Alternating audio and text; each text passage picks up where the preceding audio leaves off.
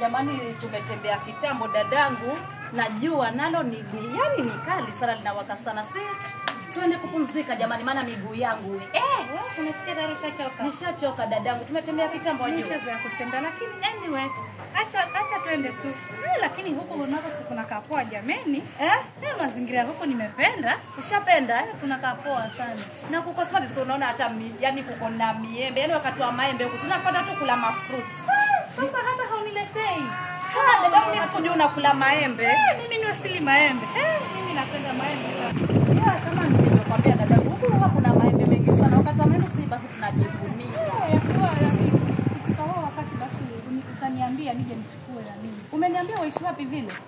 Kumbe na Kamiritini. Tena huko yani orofa kubwa. Basi pia mimi nitakuja kukutembelea. Umefanya vizuri sana, nimefurahi. Sasa hata tuende tu kwa nyumba tukajipumzishe. Ni sawa, manake basi jua nalo la kuchoma. Jua ni kali, lakini ukiona hivyo iko karibu.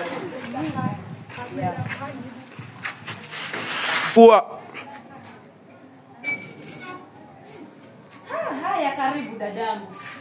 Nashukuru jamani. Hapa ndo mazingira yenyewe ninakaa sasa. Nimetamani nyingi kufika kama mahali, lakini wewe sijapata, lakini leo nashukuru Mungu. Nashukuru Mungu kuendelea vizuri hapa kama unaviona. Mimi kuna kapoa. Kuna kapoa sana. Haya, karibu dadangu, kae hapa.